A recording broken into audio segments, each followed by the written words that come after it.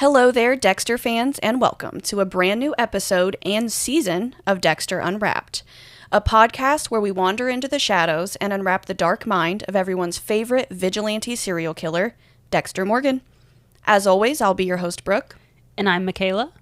And today we are talking about none other than the much anticipated premiere episode of Dexter Resurrection, titled A Beating Heart.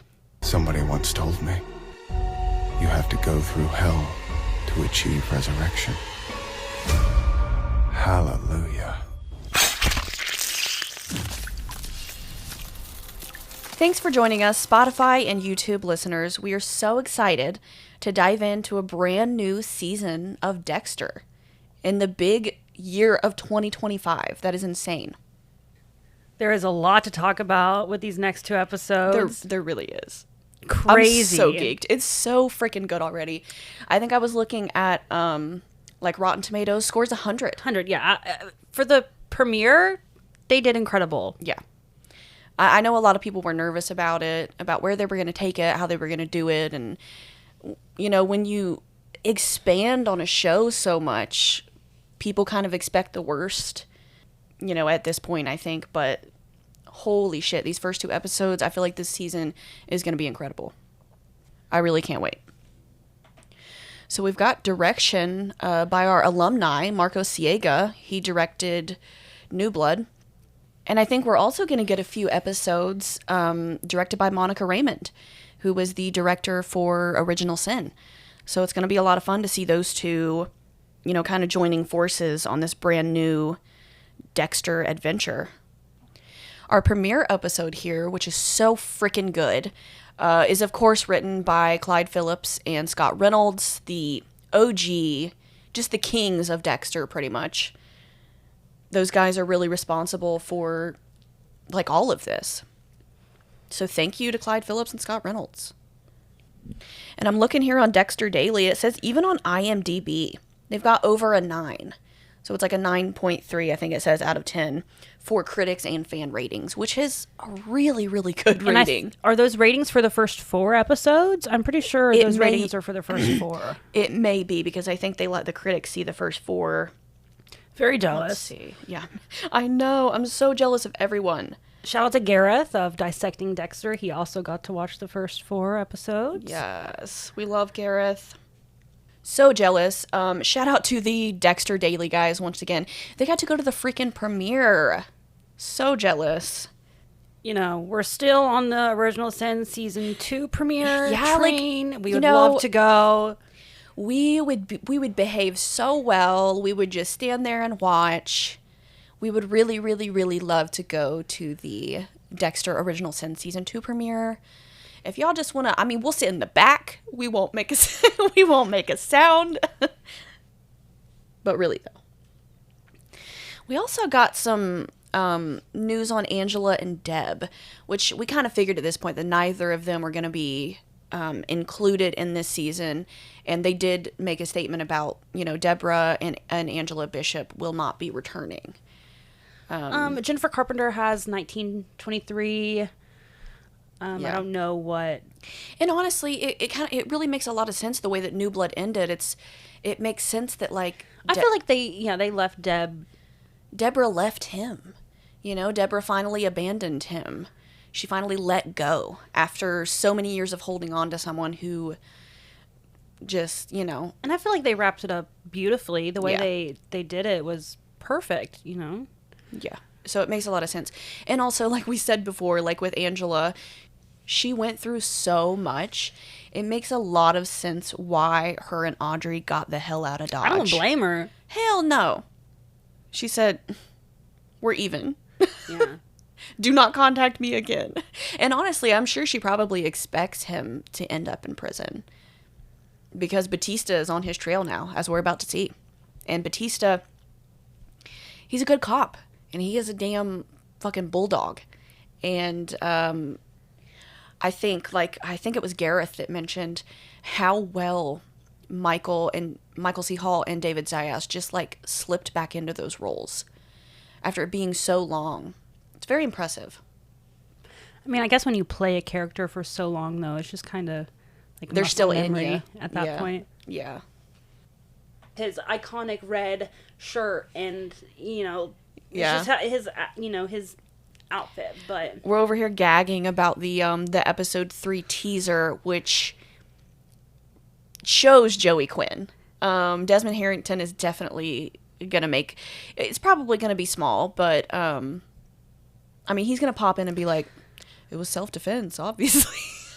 yeah, I feel like he always had Dexter's back. Yeah. And there were times where Dexter, don't you remember him, like, I'm pretty sure in an episode, he was stealing money from a crime scene, and Dexter saw him do that. Right. And didn't say anything. No, because... It was kind of just this, like, unspoken thing, like, we're both shitty, and I see you, and you see me, and we're just gonna, we're gonna mind our business and go about our day. We're gonna mind our business. All right, I think we've gabbed enough. So without further ado, we're gonna get started in on the much anticipated premiere episode of Dexter Resurrection. So we start our episode with some familiar music. It's the exact same. It's how we start the very first episode of Dexter ever. Is that, the Showtime thing and that music. And then we get a recap of New Blood, which I feel like was important, very necessary. And then we get into our episode. And we get Dexter being resurrected. Yeah, they finally get his heart to beat again, and we hear Dexter say, a beating heart. I'll take it. And that is, of course, where we get our episode title. And he is in the Seneca Clinic. That's where he has been revived. And I think Michaela has something to say about the the episode title. Well, the title card itself, Good. Dexter Resurrection. So cool. Very cool. I did not mind it. I liked it a lot. The whole, like, very similar to New Blood. Yeah, it's metal and icy. I like the New Blood title card as well. Yeah. I just hate the episode title cards. Same with this new season, Resurrection.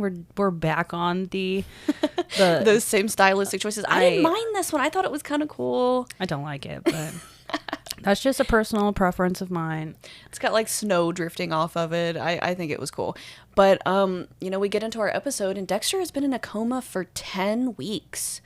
So we're picking up 10 weeks after, the finale of New Blood, the shot heard around the world, where he got his fucking chest gaped open by his son.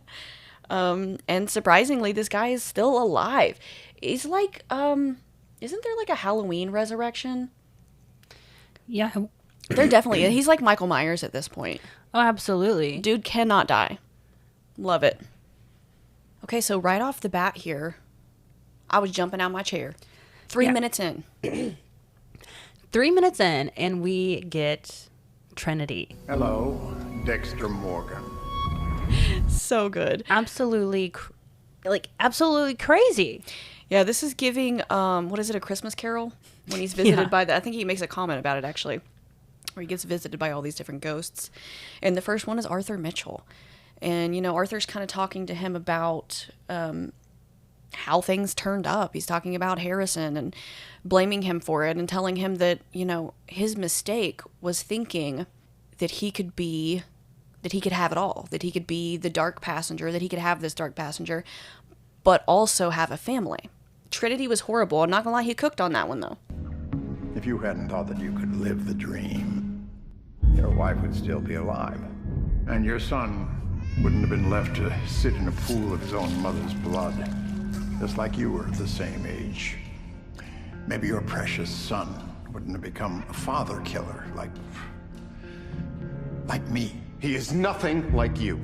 He cooked on that because it is true. Like, if Dexter hadn't gotten family involved, Deborah, Rita, Harrison, all of them would still be alive. We also get a pretty scarring image of Rita in the bathtub. Arthur also makes a comment here. He says, sometimes you have to go through hell to achieve resurrection. So I think that's going to be probably at, like, a big point of this whole season. I think we're going to see a lot of character development with Dexter Morgan. Up until this point, he's been very selfish in his pursuit of, bloodlust. So maybe we're going to see him grow a little bit. I think we already do see that a little bit in the first 2 episodes here. So, and we get the same kind of thing, the same kind of sentiment repeated to us when we see Miguel. So cool. Can we just talk about how good all of these guys still look? Yeah, they look like they haven't aged a day. They look incredible, all three of them. But yeah, Miguel pops in, and they're in a graveyard, which was an interesting setting. Yeah, so Miguel pretty much says the same thing that Trinity says. He's like, you know, you're good at what you do, but the problem is when you tried to be normal. And it kind of like pans over, you know, to a bunch of the grave sites, and we see a bunch of familiar names. Yeah, we see Deb, Rita, Maria. Yeah. A lot of innocent people who just got in the way. You know, Dexter didn't mean for any of these people to end up dead, but him trying to be a normal guy, but also have this dark passenger is what really led to all of their deaths. And that's what pretty much all of these, you know, these quote unquote ghosts are saying to him.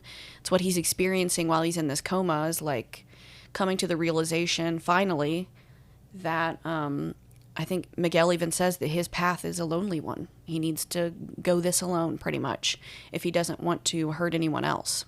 But before we get any more on the ghosts of Christmas past, ghosts of Dexter past, we get to see Harrison for the first time in, you know, technically 10 weeks, I guess, but, and we get sort of his, like, morning routine, which is sort of reminiscent of the original opening sequence, but not, like, super on the nose. Do you think that was them, like, trying to nod to that? I don't know, maybe. Because it's a little bit similar, but it's, like I said, it's not super on the nose, but we see that Harrison is living and working at a hotel, which is kind of a nod. Yeah, so, you know, his mom, Rita, used to work at a hotel as well. Yeah, that's definitely a nod to her. Rest in peace. Rest in peace. Love her. I love her so much. And I remember that one episode of, I think she's pregnant with Harrison, actually, and she calls somebody a bitch. One of the customers, she's like, you don't have to be a bitch about it. And I was like, yas, girl. Love her to death. But that's definitely a nod to Rita. And it seems like Harrison's sort of like a concierge of sorts. He kind of like helps out the, you know, the guests in any way possible. And we also get, you know, a little clip here of showing us that Harrison has passed his GED test. So he never went back to high school. I mean, I wouldn't have either. After the events of New Blood, yeah, I think high school would be pretty fucking boring. Like, he done shot and killed his dad, so he thinks. Like, chopped up a serial murderer, like, you know, all of this insane stuff that happened to the kid. On top of what happened to him when he was a child and, like, all of that trauma, I'm sure it would be hard to sit in, like, trigonometry class after that. And we all know, you know, we know from New Blood that Harrison is very, very smart, so honestly, I'd do it too. Good for him. But he passes his GED, so I think he says, at least I'm not a dropout anymore. so as we get ready to part with Harrison, Elsa tells him she has another room for him he can stay in tonight, and it is room 237, which is a Shining reference. Definitely a reference from The Shining. I'm actually reading a new Stephen King novel right now. It's pretty good. It's called Holly. But I love little nods like that, you know, and it's obviously a hotel setting, so, which is one of my favorite settings for TV shows and movies in general. American Horror Story Hotel, literally incredible. My favorite season ever. I know that's probably going to piss some people off. It's a controversial opinion, but it is such a good season. So this whole sequence is really, we get to see what Harrison does here at the hotel. He's kind of like a jack of all trades. He helps out this guy named Ryan. He gives Ryan some, are they weed pens? Are they carts? I couldn't tell really what they were. Or something. Some type of marijuana something. But he's helping this guy out. And then Ryan gives him his watch, hoping that Harrison can help him fix it. And this is going to come back up later in the episode, this guy's watch. So it's an important thing to remember. And also we get a small little clip of Harrison tying the garbage bags from the kitchen and putting them outside, which is also going to come back up because he ties them in a really unique way. So like these little things that we're seeing, they're all going to kind of culminate in, you know, later in the episode and in the second episode. So Harrison gets in the elevator, and as it's going up, he has like a little hallucination of sorts. The elevator doors start to frost over with ice, and they open up to the snowy forest in Iron Lake, and there's a blood trail. Yeah, it seems like Iron Lake is creeping back up, into his psyche. He's very scarred by all of that.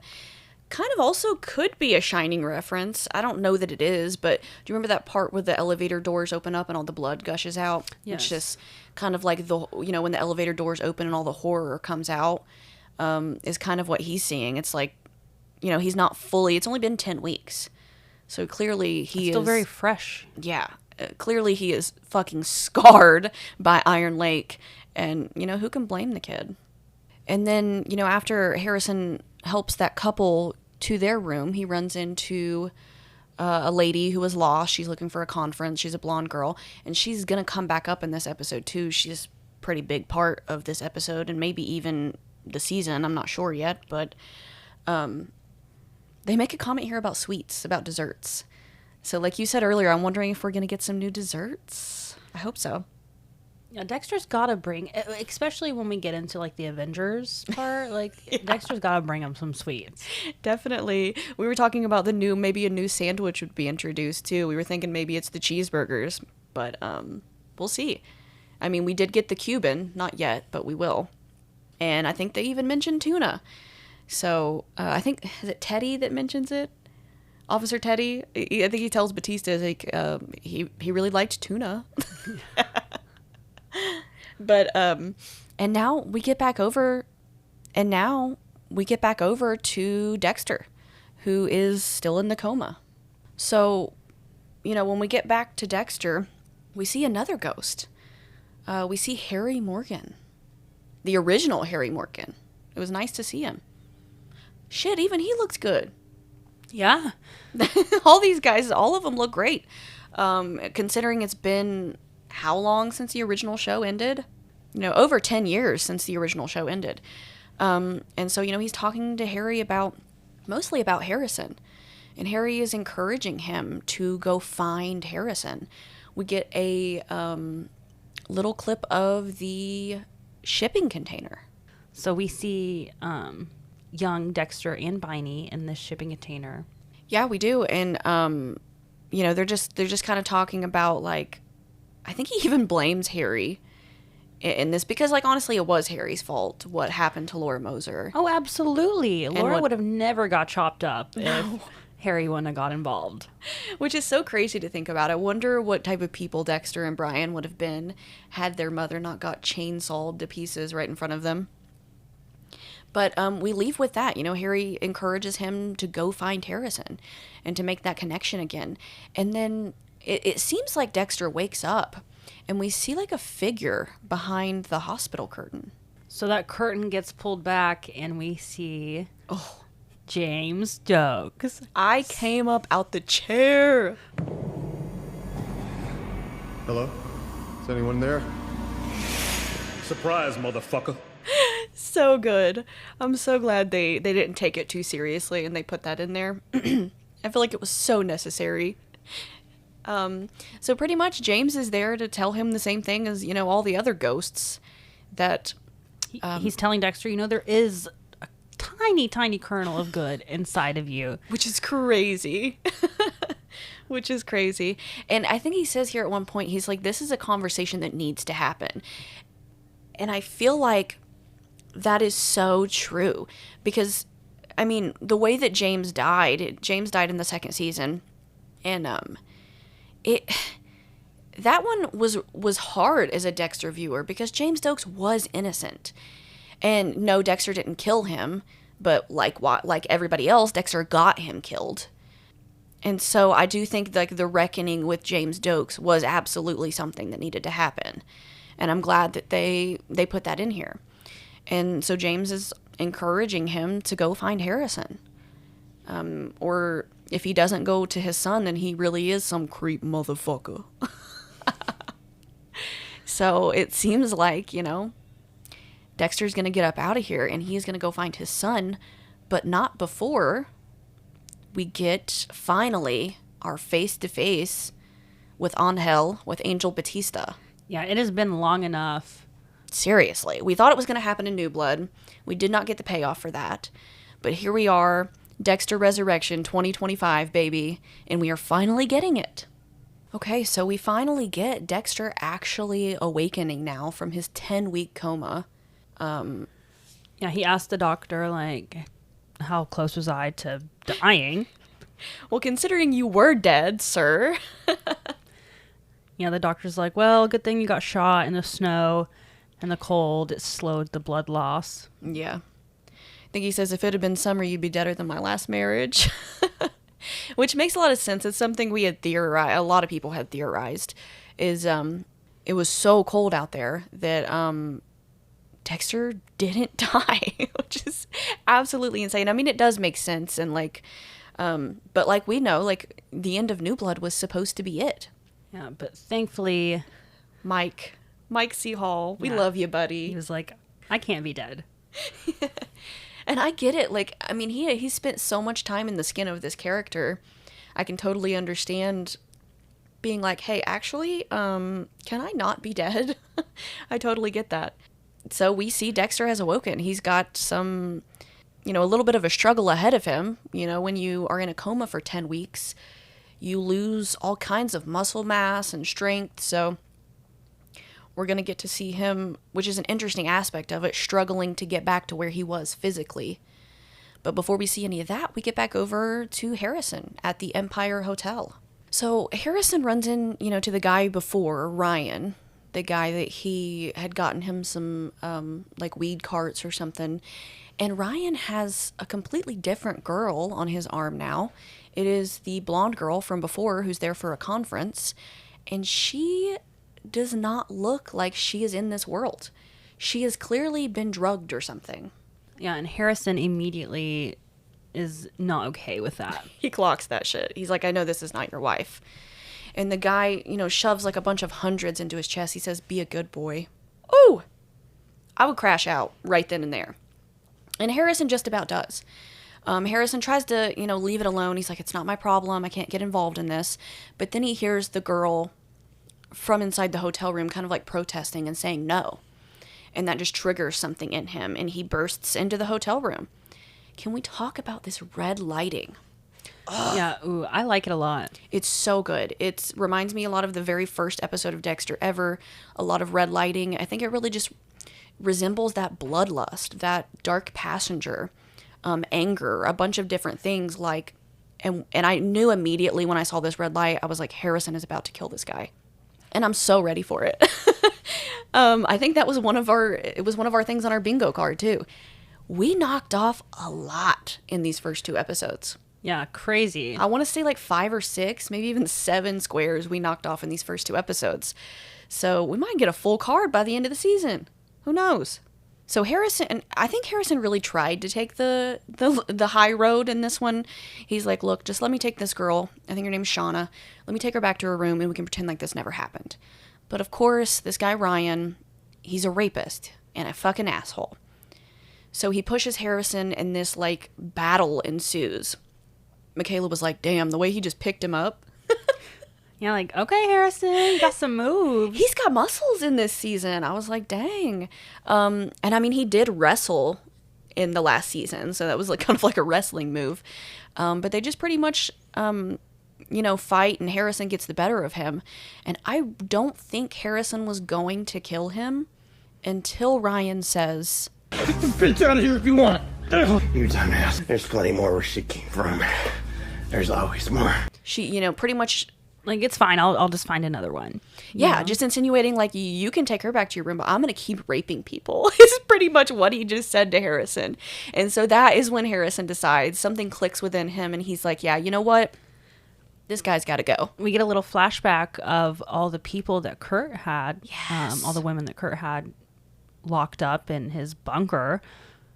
Yeah, just another nod to the fact that Iron Lake has not left Harrison's brain. And to him, he's equating all of these girls to just all of the victims that this guy has had and is going to have. And it was just like in his mind, he's like, okay, yeah, I need to do this because this guy is just going to keep raping people and I can't allow that. And Harrison picks up the, the back lid from the toilet. And just starts going to town. He beats his face in with that thing. Yeah. I said, wow, you can tell he's a new blood because he just makes a mess, buddy. Horrible, horrible mess. And there's blood everywhere. Yeah. It was definitely, he's a kid. And it was kind of like, you remember Dexter's first kill? Nurse Mary. Nurse Mary, yeah, I couldn't remember her name there for a second.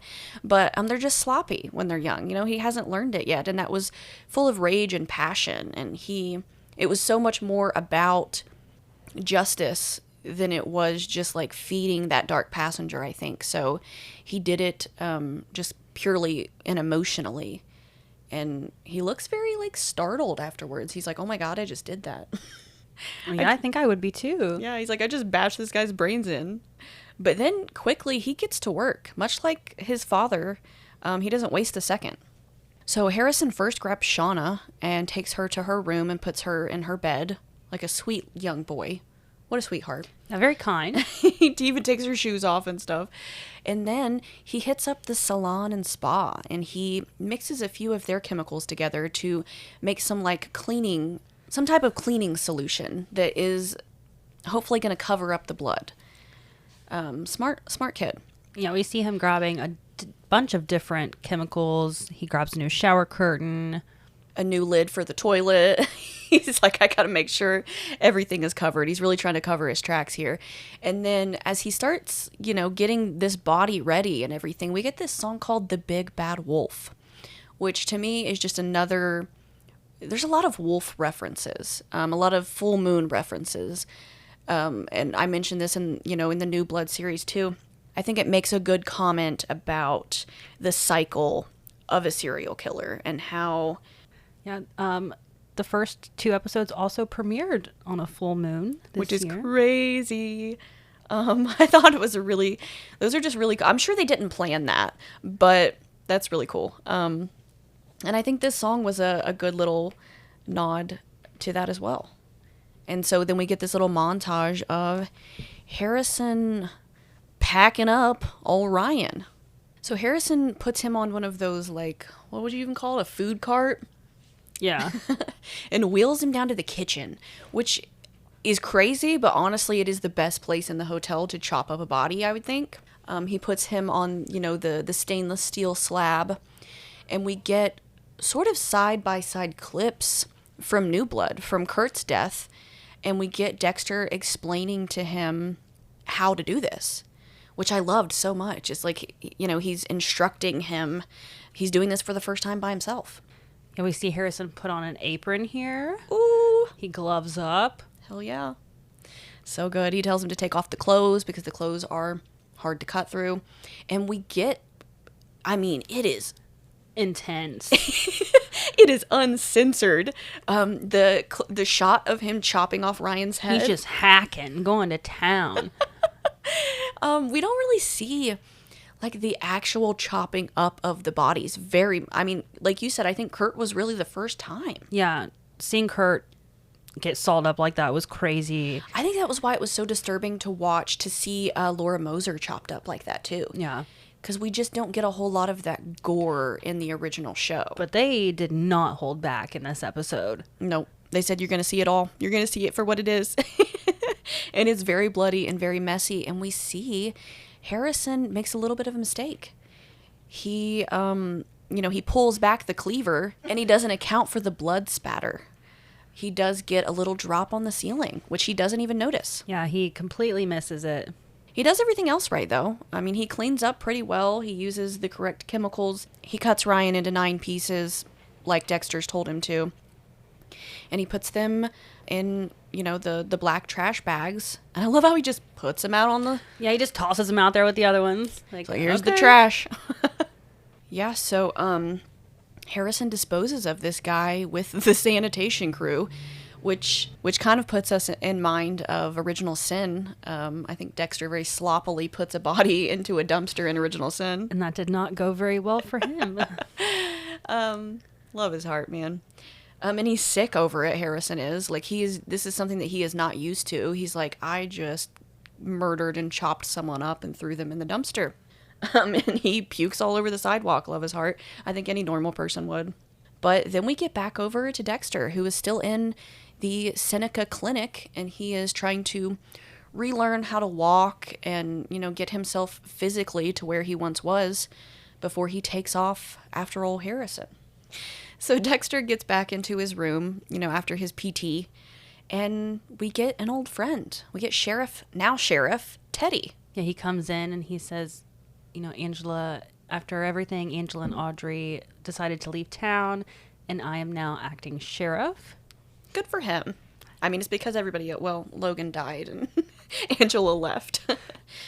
But he gives Dexter this, this envelope that has a picture of Angela and her friend Iris. Iris, as we know, was Kurt Caldwell's very first victim. And on the back of it, it says, "We're even. Now get the hell out of Iron Lake." So pretty much, this visit from Teddy's kind of pretty much wrapping up those few loose strings from Iron Lake. Because I think Dexter even says here, he's like, why am I not in prison? Yeah, because he should be. He definitely should be. But it seems like, I know they had to do it some way, get Dexter out of this. And it does make a lot of sense why. Because Angela would have never found out the things. She would have never discovered what happened to Iris if it wasn't for Dexter. So it seems like she's pretty much saying, you found all of these women, you found my friend, you found this killer, we're even, stay the hell away from me. And so it seems like she really covered his ass. Teddy says, she found the bullet hole in the cell, which showed that Logan had shot at you first, so you were just acting in self-defense, which is crazy. And he says, I have to fulfill my duties as the Iron Lake Sheriff. We get this long pause. We're thinking, oh, he's about to arrest Dexter or something. He says, do you want to press charges on the Iron Lake Sheriff's Department? I laughed out loud. Yeah. Dexter just says, no. He's like, no. He's like, am I really about to get away with this? What the hell? But it seems like I said, Angela kind of covered his ass in lieu of him helping her, discover all of the shitty things that were going on in Iron Lake. So once again, Dexter Morgan is off the hook. And it's so funny, as Teddy's leaving, he gives old Dexter the finger guns. And then he's like, oh, shit, you actually just got shot in the chest. That's probably not funny. I love that character so much. I wish he would have played a bigger role, but I feel like that's probably the only time we're going to see him. Yeah, happy they at least brought him back for that. Yeah. So we then get over to the sanitation area, and they are dropping off the bags. As they're sorting through the bags, a leg flies out. Ooh. That thing comes flying out of there. That guy's like, holy fucking shit. We should have done a fuck count for this entire episode because there are so many fucks. It's crazy that Deborah Morgan is not in this and we're still getting, there's at least 15 fucks in this first episode. I guarantee it. So, of course, they call the police and we get some really good detectives. Detectives Wallace and Oliva. They come in to kind of, start processing the crime scene. Wallace, she's a real hard ass. She reminds me a lot of Maria LaGuerta. Yeah, she's like, do you know where these bags came from? Immediately asking questions, and the guy's just standing there like, no. So she goes on her little investigative tangent, I guess, and listening to Staying Alive, which is a great little detail. She discovers that the way the trash bags are tied up have something to do with the leg. Yeah. She's immediately putting that cop brain to work, and she's figuring out which bags have body parts and which don't. She's trying to put this Ryan guy back together so they can identify him. Once they find all the pieces, the way the body is laid out, so good. It's giving Ice Truck Killer vibes. Absolutely. I just blurted that out when I was like, oh, Ice Truck Killer. It looks just like the Ice Truck Killer bodies when they have it all when they have Ryan completely laid out like that. And they make a note here how he clearly wasn't robbed. He's still got his expensive jewelry on. But she's like, where is his watch? Yeah, there's like a little mark on his wrist from where he would wear a watch all the time. Yeah. And as we recall, Ryan gave his watch to Harrison earlier in the episode to get it fixed. So this is just kind of another mistake leading to Harrison. Makes sense why the cops so quickly kind of get on his ass. And it's gonna suck if that watch is what gets Harrison like caught when he didn't even take it as a trophy. No, yeah, it wasn't a trophy at all. It was just part of his job before he even, like, it's not like he had studied this guy and he was like Dexter does. But it was a very like spur of the moment thing. And of course he left, a lot of evidence behind. So we'll see, where that leads. So as Dexter gets back to his room, he discovers Batista is there waiting on him. Oof. He even says, like, the voiceover says, Please let this be another hallucination. And it, of course, was not. It is actually Angel Batista in the flesh. We finally get the two meeting, which is something that has been teased for such a long time. yeah, I thought we were going to get him, like, Confronting him. yeah, like, Yeah. he's going to put handcuffs on him, but no. Like, No, because he doesn't really have like evidence or anything yet. But, he's on to him. Because at first he's very like, oh my gosh, it's so great to see you. It's like seeing a ghost. He brings him a Cuban sandwich. It's very much like a reunion. But then he starts kind of grilling him, about what happened with Angela, about what happened in Iron Lake. He even says, You remember Maria? Of course I do. Maria told me, in confidence, that she was certain that you were the Bay Harbor butcher. Crazy, huh? Insane. But then Maria was killed. so it seems like just none of this is making sense to Batista. And Batista, above all else, is a great cop. So I think he is very much on to Dexter at this point, which Dexter does not like. So it seems like on top of everything, he's not quite out of the hot water yet, because Batista is on his trail. He's very much sus of him. And before he leaves, he says something interesting. He says, Oh, yeah. I almost forgot.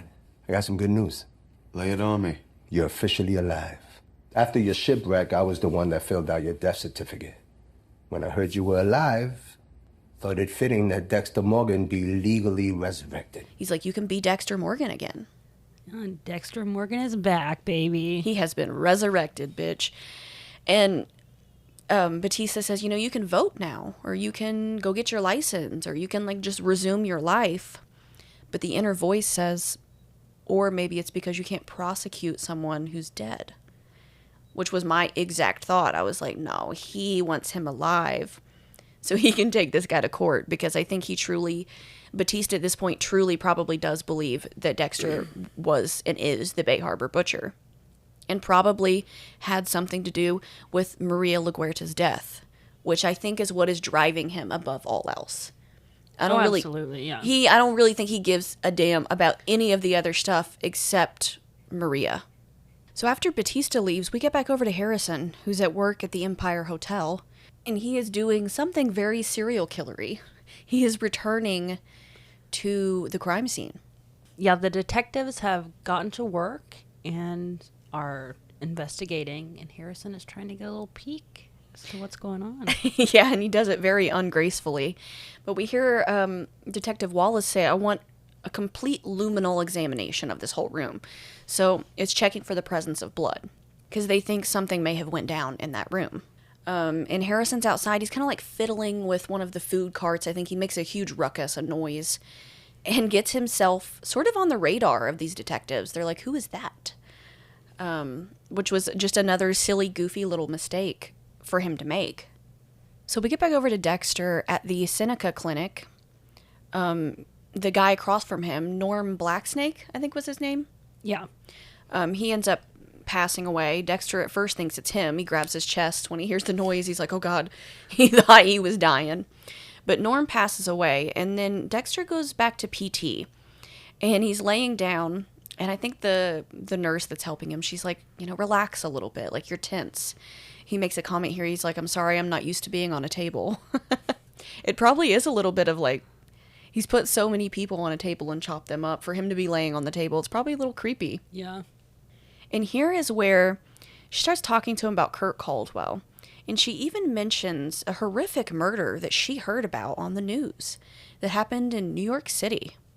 So as the nurse continues to do the physical therapy with Dexter, she tells him that the body found was cut up into 9 pieces. Ooh. And that immediately starts ringing some bells in Dexter's head.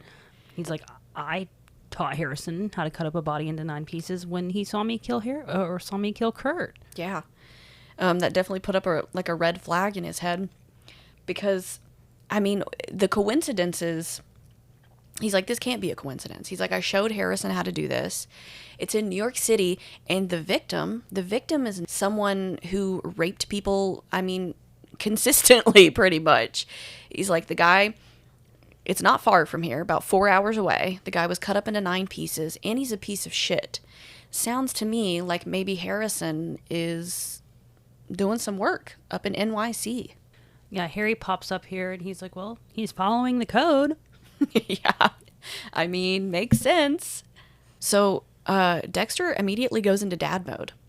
He starts gathering his things. He's like, you know, if they've already found the body, and I think Harry says NYPD is no joke. If they've already found the body, who knows what other kind of mistakes he could have made. He's like, I need to go check up on this kid and cover his ass, pretty much. But before Dexter can get out of there, Batista shows up. He shows up early. They make him, you know, sit in the waiting area because he can only see him during certain times. But Dexter's stuck in Norm Blacksnake's room. He goes and snatches this guy's car keys, and it looks like the title to the vehicle even he grabs. That's something. Yeah, yeah. And he sees Batista, and he's like, shit. So he thinks quick, and he does, you know, the only thing he can do. He calls the front desk and pretends to be Joey Quinn. We should have put that on our bingo card, was Dexter calls with a funny voice. Oh, yeah. He's like, oh, yeah, this is Joey Quinn. But he gets Batista to go to the phone so he can get back into his room and abscond. He turns the shower on, smart feller, this guy, and he sneaks out the window. So Dexter breaks out of the Seneca clinic. He's turning heads everywhere he goes because he's in like a robe. And then we see that New York City is just a mere 70 miles away. So Dexter is on his way. But then we get over to some new characters. We see Miss Uma Thurman. Yeah, who plays Charlie. Mm-hmm. We also get the song Red Right Hand, which is used in a lot of stuff, specifically Scream. It's like Scream's theme song. But she is the right hand of Leon Prater, the billionaire who was gonna be a really integral part of this season. And we see her, she's breaking into someone's apartment. So, and we see a guy emerge. We're like, what is she doing? She has some really, really high-tech equipment, obviously, as a billionaire would. Yeah, it looks like she's doing some... Very Dexter of her. She's Yeah. doing some research. Yeah, doing some research, trying to find evidence Yeah. that this is actually The the right guy. guy. Yeah. I love that she checks the air conditioner. A little Easter egg there. Absolutely. To the, you know, as you know, the original show, Dexter hid his trophies, his blood slides in the air conditioner. And she also checks behind, she pulls like a mirror off of the wall, the medicine cabinet, which I think might also be a nod or an Easter egg to New Blood. If you remember Mr. Wiggles, he kept his fucked up shit behind the medicine cabinet. And she doesn't find what she's looking for, you know, until she does. I'd just like to mention, this guy's apartment is immaculate. Yeah, very clean. Definitely not like Mr. Spencer's apartment in Original Sin. That shit was filthy. Yeah, what was up with that? That guy was nasty. But a lot of them, like Dexter's apartment, immaculate. Brian's apartment, immaculate. I think it goes in with the psychopath thing. They are very, very structured and, like, you know, very anal about things. But eventually, Charlie finds the trophies. Their licenses with, like, blood marking out their faces. Yeah, he's put, like, a bloody X on all of them. I think she says, fucking psycho.